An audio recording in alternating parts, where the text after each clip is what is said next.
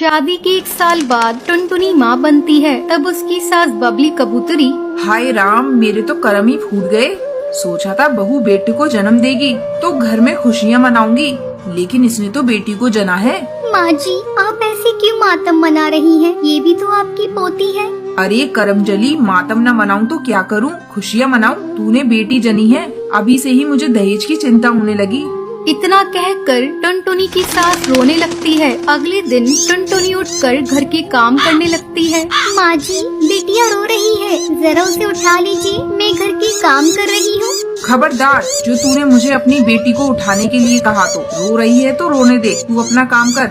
इसी तरह समय गुजरने लगता है। एक दिन बबली की पड़ोसन सुंदरी कौवी उसके घर आती है। बबली, अरे बबली, ये ले मिठाई खा, मेरी बहू ने बेटे को जन्म दिया है। तू बहुत खुशकिस्मत है सुंदरी, जो तेरी बहू ने बेटे को जन्म दिया है। एक मेरी बहू है जिसने बेटी को जन्म दिया है। मेरे तो कर्म ही फूट गए। तो उदास की होती है बबली, अगली बार तेरे यहाँ बेटे का जन्म हो जाएगा, तब तू अपनी सारी खुशियाँ मना लेना। ऐसे ही 2 साल गुजर जाते हैं, लेकिन टुनटुनी को इस बार भी बेटी होती है। बहू, अब मैं तुझे इस घर में बिल्कुल नहीं रख सकती। मैंने तो सोचा था इस बार तू बेटा जनेगी, लेकिन इस बार तो तूने 2 बेटियों को जन्म दे दिया है। मैं अब अपने बेटे की दूसरी शादी करूंगी। अब उठा अपनी मनहूस बेटियों को और निकल जा मेरे घर से।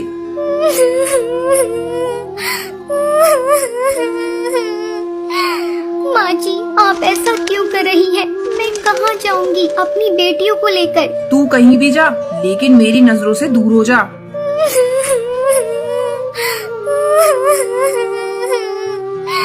क्यों जी, आप खड़े होकर चुपचाप सुन रही हैं? कुछ कहते क्यों नहीं है? मैं अपनी बेटियों को लेकर कहाँ जाऊँगी? देखो टुनटुनी, माँ जैसा कहेंगी वैसा ही होगा, मुझे इस मामले में नहीं पड़ना। रोती बिलखती टुनटुनी अपनी बेटियों को साथ लेकर भटक रही थी। अचानक उड़ते उड़ते वो बेहोश हो जाती है। उसी समय वहाँ से एक चिड़िया गुजर रही थी। जब उसने टुनटुनी को बेहोश पड़ा देखा तो वो उसे और उसकी बेटियों को अपने साथ अपने घर लेकर आ जाती है। टुनटुनी के उठ जाने पर, बहन, तुम कौन हो?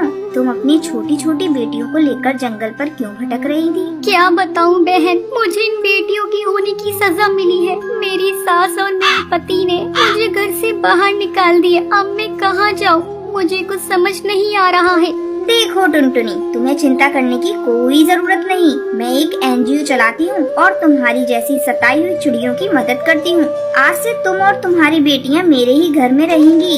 ये सुनकर टुनटुनी खुश हो जाती है और अपनी बेटियों के साथ उस एनजीओ में रहने लगती है। और इसी तरह कई साल गुजर जाते हैं। अब टुनटुनी की बेटियाँ बड़ी हो जाती हैं और एक दिन, रानी चिड़िया, तुम बहनों में सबसे बड़ी हो। कब तक हम इस एनजीओ के भरोसे रहेंगे? तुम जंगल में जाओ और कुछ काम ढूंढो। रानी चिड़िया को सिंगिंग का बहुत शौक होता है। वो नदी किनारे बैठकर गाना गाने लगती है।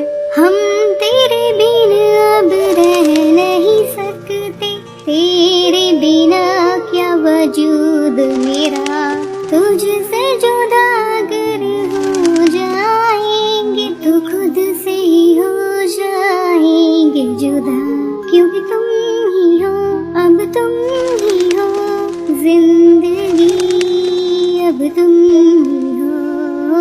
उसकी सुरीली आवाज सुनकर आसपास के पक्षी कुछ दानों से दे दिया करते थे। इसी तरह रानी चिड़िया दिन भर गाना गाती और शाम को दाना लेकर वो एनजीओ चली जाती। वहीं उसी जंगल में कालू नाम का बड़ा सिंगर नदी किनारे पानी पीने आता है। तभी उसके कानों में रानी चिड़िया की सुरीली आवाज सुनाई देती है।